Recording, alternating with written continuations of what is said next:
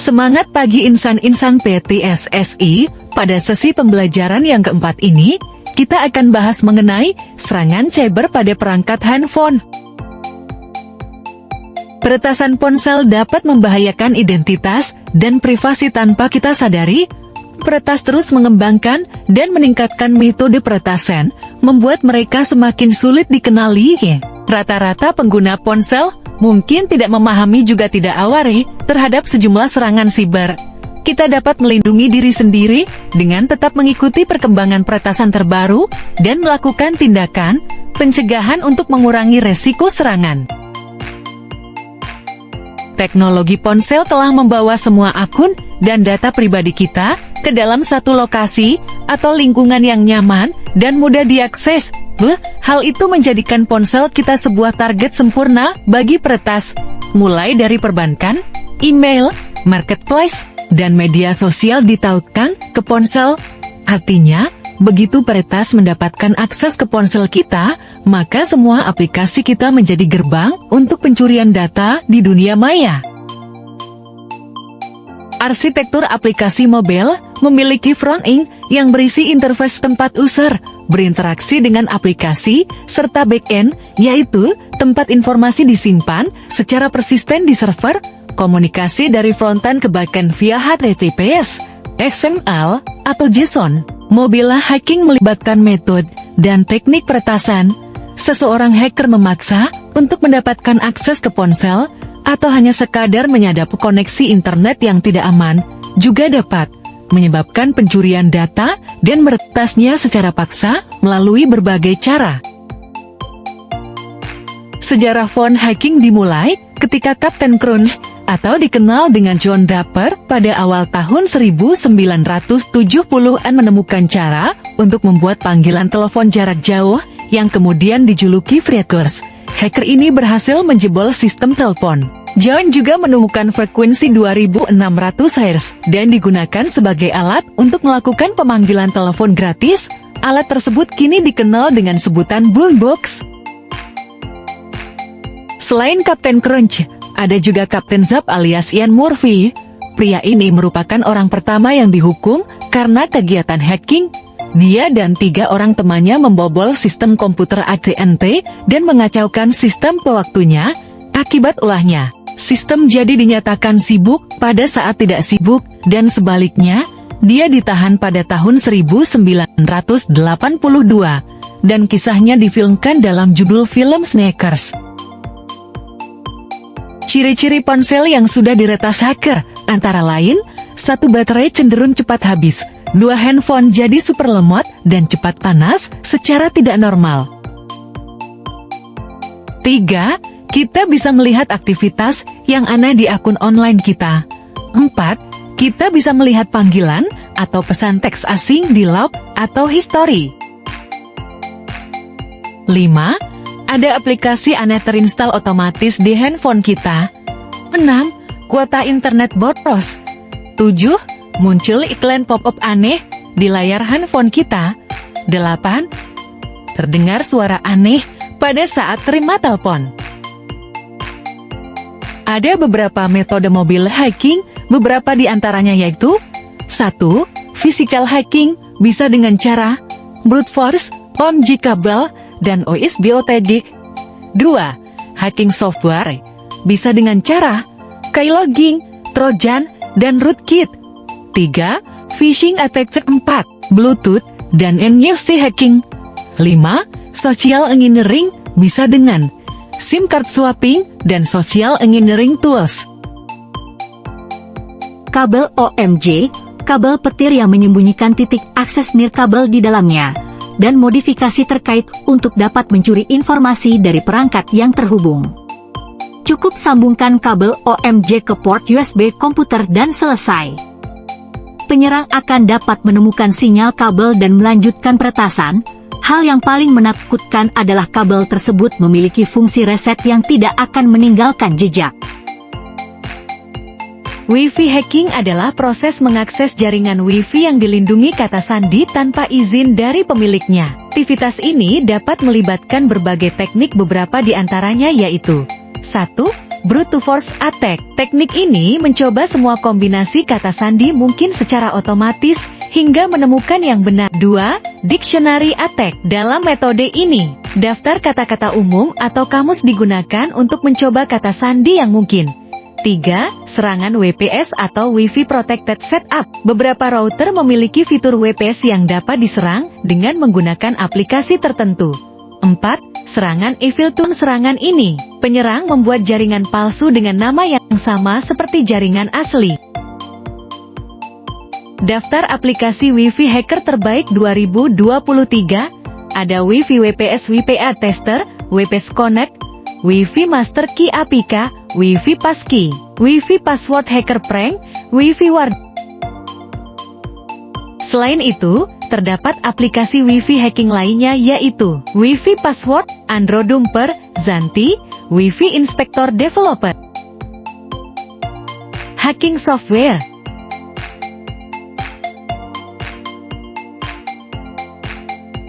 Lucky Patcher adalah alat hebat Android untuk meretas aplikasi dan game Android, memodifikasi aplikasi sehingga Anda dapat menghapus verifikasi lisensinya, memblokir iklan, mengubah izin aplikasi. Perangkat Android harus di-root terlebih dahulu agar Anda dapat memodifikasi aplikasi pada perangkat seluler menggunakan Lucky. Termux adalah emulator terminal Android dan aplikasi lingkungan Linux berbasis Linux Debian. Aplikasi ini bisa langsung dipasang di smartphone Android Anda tanpa perlu proses routing. Fungsi Termux hampir sama dengan command prompt di OS Windows. Sederhananya, Termux adalah sebuah terminal yang bisa kita untuk menginstal dan menjalankan sebuah program. Program-program tersebut bisa disebut dengan script tool. Fing adalah aplikasi Android yang memungkinkan user melakukan scan jaringan Wi-Fi yang tengah terhubung. Dengan itu, kita bisa dengan mudah mengetahui jumlah orang yang terhubung di suatu jaringan tanpa PC atau laptop. Ia juga dapat menampilkan berbagai informasi devices yang terhubung, seperti IP, MAC address, dan service yang sedang IP Tools, sebuah aplikasi yang kuat untuk mengevaluasi keandalan dan kinerja jaringan Anda. IP Tools adalah toolkit jaringan untuk mempercepat dan mengatur jaringan. Ini memungkinkan mendeteksi masalah pada jaringan komputer, deteksi alamat IP, dan peningkatan kinerja jaringan. Ini adalah aplikasi dimiliki oleh spesialis TI dan administrator jaringan. Aplikasi Nmap adalah singkatan dari Network Mapper, tool bersifat open source. Alat ini hanya digunakan secara khusus untuk eksplorasi jaringan serta melakukan audit terhadap keamanan dari jaringan.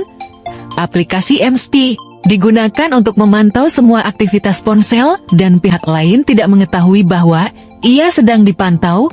Berjalan sebagai program hantu, aplikasi MSP itu tidak pernah menunjukkan dirinya di telepon tempat ia dipasang. Hackcode adalah aplikasi yang dapat digunakan untuk mengumpulkan informasi target dan menemukan kerentanan pada sebuah situs. Aplikasi yang wajib dimiliki bagi seorang hacker profesional. Droidship yaitu aplikasi yang digunakan untuk spoofing Wi-Fi Android, berfungsi mengawasi network traffic, dan kemudian akun online. Ini berarti pengguna Android yang menjalankan Droidship dapat menggunakan akun korban. Droidship Guard adalah aplikasi untuk menangkal serangan Droidship ini. Droid Sniff sangat efektif digunakan apabila kamu berada dalam satu jaringan Wi-Fi dengan korban. Aplikasi ini bisa dipakai untuk hack akun sosial media, akun perbankan, game, dan masih banyak lagi. Droid SQLE menyediakan berbagai jenis fitur yang bisa membantu pengguna dalam melakukan SQL dengan lebih efisien. Aplikasi Droid SQLE juga menyediakan berbagai macam bahasa pemrograman seperti Java, C++, dan lainnya yang dapat membantu pengguna untuk menulis kode yang diperlukan untuk melakukan SQL injection. Zanti adalah sebuah aplikasi Android yang bisa digunakan untuk mendapatkan informasi pengguna yang terhubung dengan jaringan Wi-Fi dari perangkat yang kita gunakan. Saat korban sudah terhubung ke internet dengan koneksi yang kita berikan, otomatis IP dari korban akan tercantum di aplikasi Zanti. Maka semua aktivitas di internet akan bisa kalian ketahui. Sharp, forward, adalah aplikasi untuk menyadap semua data yang melalui jaringan TCP. Aplikasi ini bisa mengetahui histori internet milik orang lain, bisa mengetahui pesan atau chatting pribadi milik orang lain, bisa mencuri berbagai macam password milik orang. Android ini adalah perangkat lunak yang juga terbukti sangat berguna dan membantu jika pengguna Android kehilangan ponselnya dan harus mencarinya. Wi-Fi Kill Pro adalah aplikasi Android yang memungkinkan Anda untuk memutus koneksi untuk perangkat apapun yang menggunakan internet Wi-Fi. WeChat Pro APK adalah alat sniffer paket untuk ponsel dan tablet Android. Ini memungkinkan Anda untuk mencegat dan menganalisis lalu lintas yang melewati jaringan seluler atau Wi-Fi. Selanjutnya, Anda dapat memecahkan kode paket data yang telah ditangkap oleh aplikasi ini. Next Network Tools Pro adalah yang dapat berfungsi untuk pemindai jaringan dan menganalisa jaringan. Kalinet Hunter adalah platform pengujian penetrasi seluler open source dan gratis untuk perangkat Android berdasarkan Kali Linux. Aplikasi CS-Ploit, beberapa fitur utama yang dimiliki aplikasi ini antara lain yaitu menemukan kerentanan dari jaringan, menemukan cara untuk memanfaatkan kerentanan tersebut, gunakan cara tersebut untuk mendapatkan akses ke target jaringan, memecahkan kata sandi Wi-Fi, dan dapat menginstal backdoors untuk akses selanjutnya. Chrome Remote Desktop adalah aplikasi yang Google yang memungkinkan Anda mengakses komputer dari jarak jauh melalui browser Chrome. Spyboy adalah aplikasi mata-mata yang memungkinkan pengguna untuk mengakses data dari perangkat lain secara diam-diam. Aplikasi ini dapat digunakan pada ponsel Android dan bagi orang yang ingin memantau aktivitas orang lain secara remote. ARP spoofing merupakan sebuah jenis serangan cyber di mana pelaku mengirim pesan ARP atau Address Resolution Protocol yang dipalsukan melalui jaringan area lokal. Hal ini kemudian menghasilkan tautan alamat MAC penyerang dengan alamat IP komputer atau server yang sah di jaringan. Melindungi data dan privasi.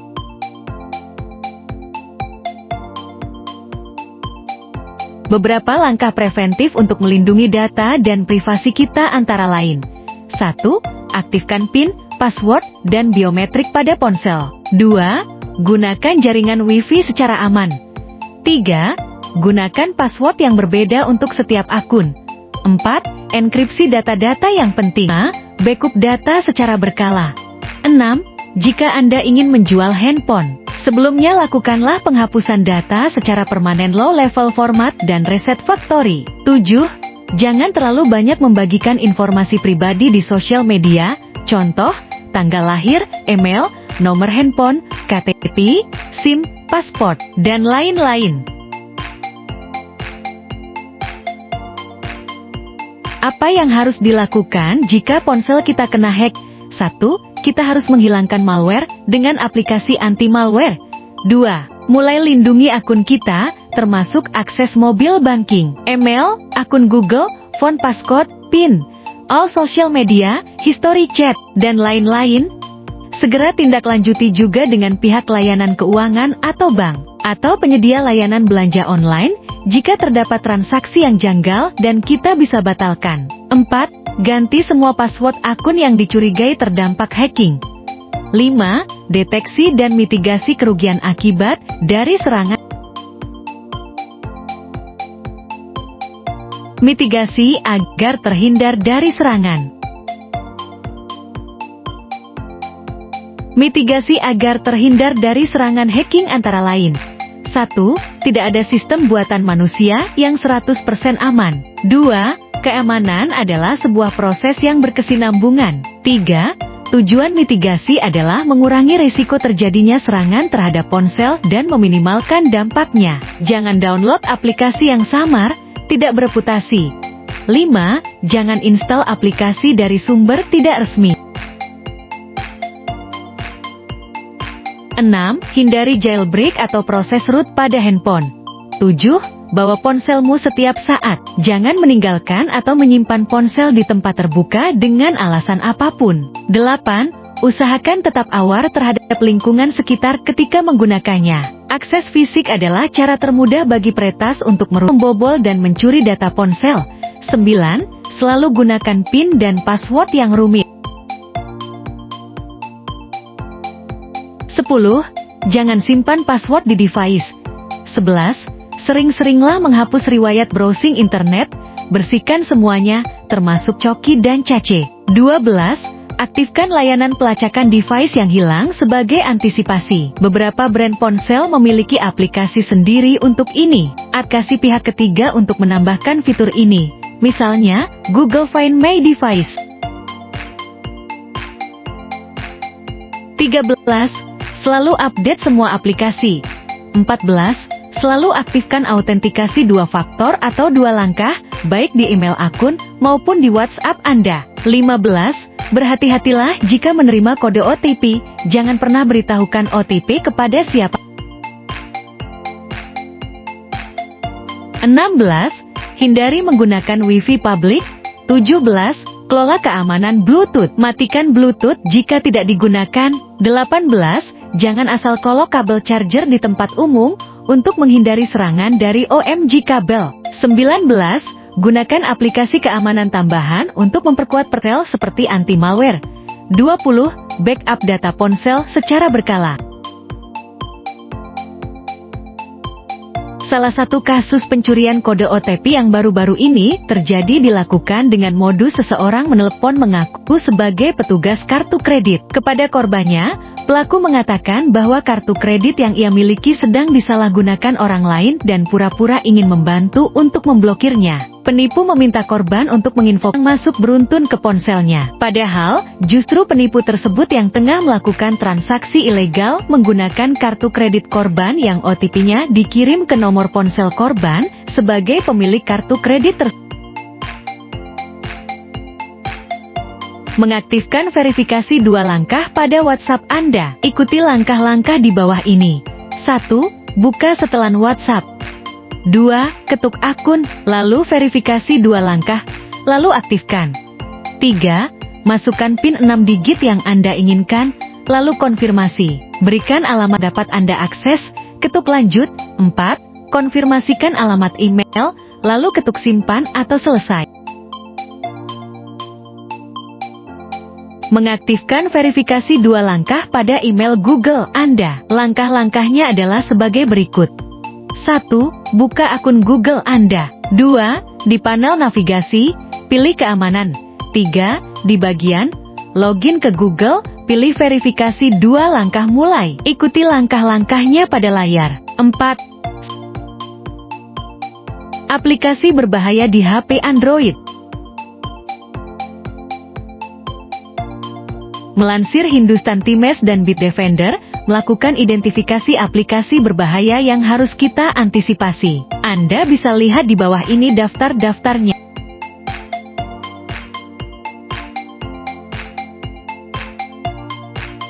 Modus kejahatan dengan file APK. Nama file dengan ekstensi APK atau Android Package Kit. Pada sistem operasi Android Google atau IPA pada iOS Apple, adalah software yang digunakan untuk menjalankan sebuah aplikasi. Di masing-masing sistem operasi, software aplikasi APK dan IPA aplikasi oleh pelaku kejahatan. Dengan memasukkan virus atau malware yang dapat meretas perangkat. Malware yang menyusup inilah yang bisa secara ilegal mengambil data-data yang tersimpan dalam perangkat, atau menyalahgunakan data yang dimasukkan seperti username, password, PIN, kode OTP, atau informasi pribadi lain. Langkah-langkah jika kita terkena modus kejahatan APK. 1. Putuskan koneksi data atau Wi-Fi Anda. 2. Buka menu pengaturan di perangkat Anda. 3. Gulir ke bawah dan cari opsi aplikasi atau manajer aplikasi. 4. Ketuk opsi tersebut untuk membuka daftar semua aplikasi di perangkat Anda. 5. Cari aplikasi yang mencurigakan atau yang tidak dikenali oleh Anda. 6. Ketuk aplikasi tersebut untuk membuka halaman detailnya. 7. Pilih opsi uninstall atau hapus untuk menghapus aplikasi dari perangkat Anda. 8. Setelah menghapus aplikasi, hapus juga terkait dengan aplikasi tersebut. 9. Untuk memastikan penghapusan yang menyeluruh, lakukan reset pabrik pada perangkat Anda. Demikianlah seri keempat dan menjadi seri terakhir pada pembelajaran kita kali ini. Kami ucapkan terima kasih dan semoga manfaat.